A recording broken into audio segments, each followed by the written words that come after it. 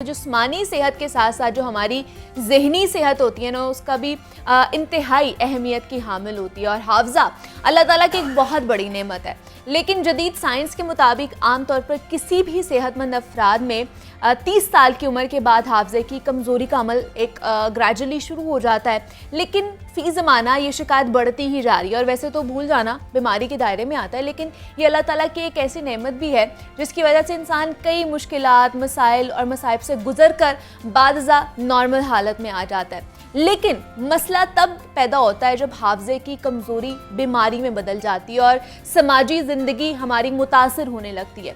वैसे तो कहा जाता है कि हाफ़ज़े की कमज़ोरी बीमारी है, लेकिन उनमें सबसे आम अल्ज़ाइमर है, जो डायमेंशिया की एक किस्म कहलाती है। और इस मर्ज़ में दिमाग के ऐसे हिस्से मुतासिर हो जाते हैं जो फ़िक्र, यादाश्त और ज़ुबान के इस्तेमाल को काबू कर रहे होते हैं। तो पाकिस्तान की अगर बात कर ली जाए तो 1.5 लाख से ज़ायद उम्र रसीदा जो अफराद हैं वो अल्ज़ाइमर का शिकार है।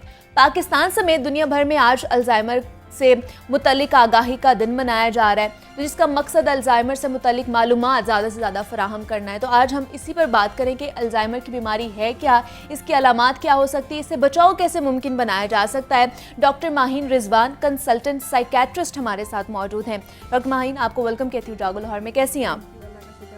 मैं भी बिल्कुल ठीक ठाक। डॉक्टर माहीन, अल्ज़ाइमर, कुछ चीज़ें मैंने बता दी अल्ज़ाइमर के हवाले से। आज उसका आलमी दिन भी मनाया जा रहा है, तो बताइएगा इसमें और क्या क्या चीज़ें आ जाती हैं। देखिए, अल्ज़ाइमर बेसिकली जैसे आपने बताया कि यादाश्त की कमज़ोरी होती है, यादाश्त या हाफ़ज़ा की ख़त्म होने की होती है। डिमेंशिया एक एम्ब्रेला टर्म है बेसिकली, जिसके अंडर हमारे पास अल्ज़ाइमर आता है। और जितने लोगों को भूलने की बीमारी होती है उसमें से 60 to 70% हमारे पास अल्ज़ाइमर के पेशेंट्स आते हैं। अब इनमें सबसे पहले जो है वो मेमोरी इम्पेयरमेंट होती है।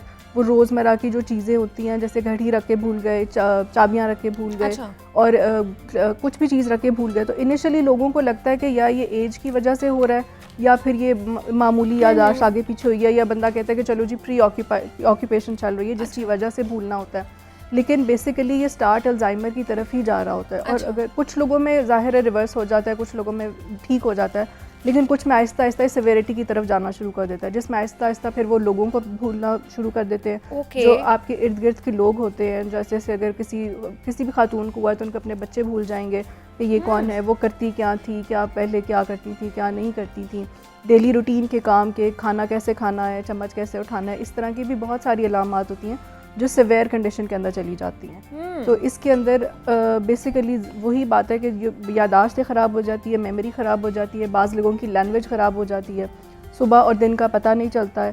और एक चीज़ होती है कि जैसे जैसे शाम होती जाती है वैसे वैसे उनको यादाश्त के और मसले बढ़ने शुरू हो जाते हैं। अच्छा, लेकिन डॉक्टर महीन, ये यादाश्त जो प्रेजेंट मोमेंट होता है उसके हवाले से भूल जाते हैं, या जो माजी की चीज़ें होती हैं वो भी भूल जाते हैं? जो प्रेजेंट होता है ज़्यादातर वो भूली जाती हैं। अच्छा। जो माजी की चीज़ें होती हैं वो कुछ याद रहती हैं और कुछ नहीं भी याद रहती हैं। वो पेशेंट टू पेशेंट वेरी करता है कि कौन सी चीज़ उनको किस सिवियरिटी, एक तो इलनेस की कितनी सिवियरिटी है उस हिसाब से भी वेरी करता है, और पेशेंट टू पेशेंट वेरी करता है कि उनको क्या चीज़ है। लेकिन यूजुअली ज़्यादातर यही देखा गया है कि उनकी जो रीसेंट मेमोरी है वो चली जाती है। अच्छा, रीसेंट मेमोरी ज़्यादा लॉस होता है उसका। हाँ जी। और लैंग्वेज में भी लैंग्वेज बैरियर भी एक आ जाता है। लैंग्वेज में इस तरह कि उनको बोला नहीं जाता, स्पीच में डिफ़िकल्टी आना शुरू हो जाती है।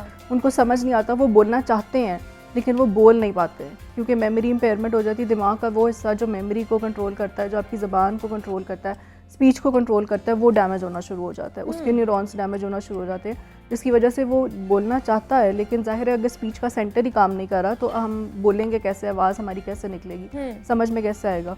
तो ये वो कुछ अलामात है जो अल्ज़ाइमर्स डिजीज़ जो है उसके अंदर काफ़ी लोगों के अंदर यही पाई जाती है। लेकिन इसकी कॉज क्या हो सकती है? मतलब क्या ऑलरेडी जो लोग साइकोलॉजिकली किसी चीज़ में मुब्तला होते हैं उनके अंदर ये चीज़ पाई जाती है, किसी हेल्दी पर्सन के अंदर भी ये चीज़ पाई जा सकती है? देखिए, पहली तो ये कि इसकी कोई कॉज हमें नहीं पता होता। ज़्यादातर जो न्यूरोसाइकाइट्रिक या न्यूरोजेनरेटिव डिजीज़ेज़ होती हैं उनके बारे में हमें कॉज पे हम एग्जैक्ट नहीं जा सकते। लेकिन ज़्यादातर ये देखा गया है कि एक तो ये कि जेनेटिक होती है, अगर किसी की फैमिली में है तो भी आ सकता है। और अगर हम साइकाइट्रिक इलनेस की बात करें तो डिप्रेशन के जो पेशेंट्स हैं उनके अंदर भी ये काफ़ी कॉमन है अल्ज़ाइमर्स डिजीज़। और अगर हम लर्निंग डिसेबिलिटी में बात करें, जैसे डाउन सिंड्रोम के बच्चे होते हैं, उनके अंदर अल्ज़ाइमर्स के डिजीज़ जो है वो बहुत ज़्यादा चांसेस होते हैं उनके अंदर आने में। और यूजुअली ये लाइक 65 प्लस में आती है, लेकिन जो डाउन सिंड्रोम के पेशेंट्स होते हैं या जो बच्चे होते हैं उन लोगों के अंदर ये 30 प्लस या 40 प्लस में इनके सिम्टम्स आना शुरू हो जाते हैं, यानी कि अर्ली अल्जाइमर, अर्ली सिम्टम्स जो है वो आना शुरू हो जाते हैं उन लोगों के अंदर। लेकिन स्टडी क्या कहती है, ज़्यादा किस में वेरी करती है, मर्दों में या ख़वातीन में? ज़्यादातर ये मर्दों में होती है। अच्छा। लेकिन अगर मर्दों और ख़वातीन में भी कंपेयर करें तो मर्द बेसिकली ज़्यादा जल्दी उनकी डेथ हो जाती है। उनकी जो सर्वाइवल है बेसिकली वो 3 साल अल्जाइमर से? जी 3 साल से लेके 8 साल तक का पीरियड होता है, जिसके अच्छा। अंदर मतलब उनकी अगर डायग्नोज जब हो जाए तो उसके बाद 3 से 8 साल तक की आपकी आगे की ज़िंदगी होती है, जो एस्टिमेटेड है स्टडीज़ के अंदर। लेकिन उसमें भी देखा गया है कि जो मर्द हैं उनके अंदर ज़्यादा जल्दी डेथ हो जाती है, ज़्यादा as compared- टेंडेंसी हाँ इसकी जी। पाई जाती है। और ये जो अल्जाइमर के पेशेंट्स होते हैं वो अल्जाइमर की वजह से नहीं उनकी डेथ होती है, उनकी डेथ के मल्टीपल और कॉजेज़ होते हैं। ज़ाहिर है कि जब वो चलने फिरने से जैसे जैसे एज बढ़ती जाएगी चलना फिरना भी मुश्किल हो जाएगा, बेड सोर्स हो जाते हैं। उसके अलावा डिहाइड्रेशन का बहुत बड़ा एक रोल होता है जिसकी वजह से पेशेंट की डेथ हो जाती है। ज़ाहिर है वो खाना पीना भी नहीं करेंगे, भूल जाएंगे कि खाना कब खाया, कुछ नहीं खाया। जैसे कुछ पेशेंट्स होते हैं वो भूल जाते हैं कि नमाज में कितनी रखतें पड़ी हैं, कितनी नहीं पड़ी। अच्छा। और अगर उनके साथ कोई अटेंडेंट ऐसा है जो उनको बार बार याद कराता जा रहा है कि नहीं आपने सही नहीं पढ़ी, आपने सही नहीं पढ़ी, तो वो बेचारा और कन्फ्यूजन में चला जाता है। अच्छा। तो हम हमेशा ये कहते हैं कि अल्जाइमर का जो भी पेशेंट होता है उसको आपने कंफ्यूज नहीं करना होता, अब जो कह रहा है आपने उसको हाँ में हाँ मिलानी होती है। और इस तरह एक वो होता है ना कि उनको अजीब अजीब ख्यालात भी आना शुरू हो जाते हैं। हाँ जी, वो बहुत सिवियर केसेस के अंदर होते हैं कि उनको शक शुबा के ख्यालात आने शुरू हो जाते हैं, जैसे कि उनको लगता है कि किसी ने उनकी चीज़ें गायब करनी है, जैसे हालांकि गायब नहीं की होती, वो उन्होंने कहीं रखी होती हैं और उनको मिल नहीं रही होती हैं या नज़र नहीं आ रही होती, लेकिन फिर वो घर वालों पर इल्ज़ाम लगाना शुरू कर देते हैं कि आपने हमारी चीज़ उठाई और कहीं छुपा के रख दिया ताकि हम ना देख सके।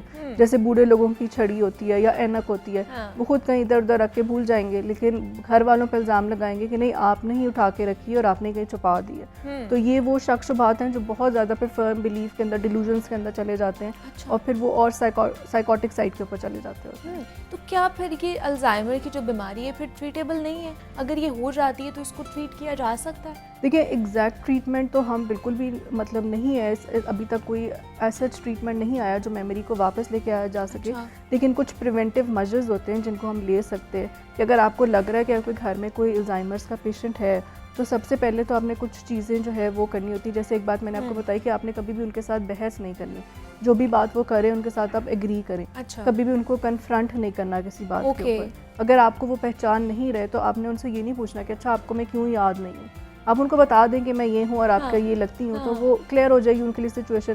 जो उनको कंफ्यूज करना है कि नहीं ये वो फलाना, इस तरीके से अवॉइड करें। कोशिश करें कि अगर घर में मतलब कोई लोगों की जो तस्वीरें हैं वो आप लगा के रखें, साथ उनके नाम की लेबल लगा के रख दें ताकि उनको याद रहे, उनके साथ बैठ के थोड़ा वक्त गुजारें। और उसके अलावा जो पिक्चर्स हैं, जो पुरानी पिक्चर्स हैं, वो बिठा के उनको दिखाएं ताकि उनको याद रहे, उनकी मेमोरी में याद रहे।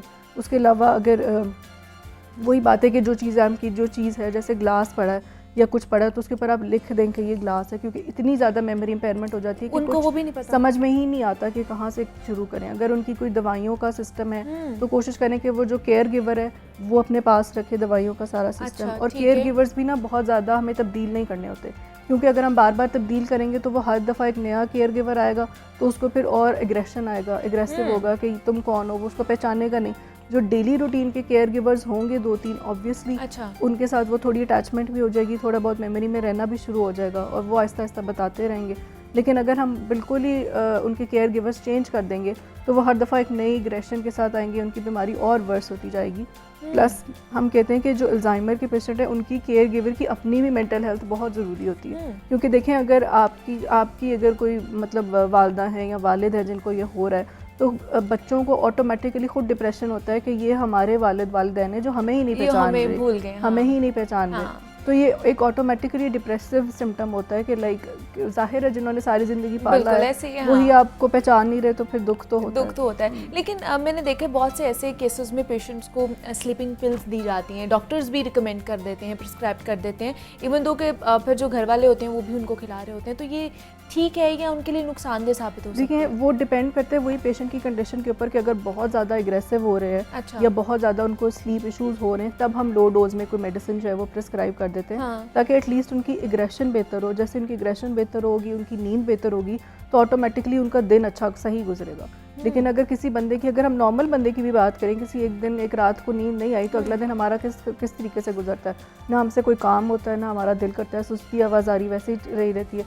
अगर कोई बंदा कुछ कह दे तो चिड़चिड़ापन भी आ जाएगा। अच्छा। तो वो लोग जो ऑलरेडी बीमार हैं, जो ऑलरेडी इस मसले में से गुजर रहे हैं, अगर उनकी स्लीप का इशू है तो आप दें ज़रूर, हम लोग भी प्रिस्क्राइब करते हैं। अच्छा। कि लो डोज में हम प्रिस्क्राइब करते हैं ताकि उनकी नींद बेहतर हो जाए। जैसे नींद बेहतर होती है तो थॉट्स, इमोशन, सारा कुछ कंट्रोल में आ जाता है, बेहतर हो जाता है। जाहिर है बिल्कुल 100% तो नहीं ठीक होगा, लेकिन एटलीस्ट इस काबिल हो जाएगा। जो एंगर इश्यूज और जो बाकी चीज़ें होती हैं, प्रॉब्लम्स होती हैं, वो बेहतर हो सकती हैं। Doctor Maheen Rizwan, consultant psychiatrist, हमारे साथ मौजूद थी। Doctor Maheen, thank you so much for coming.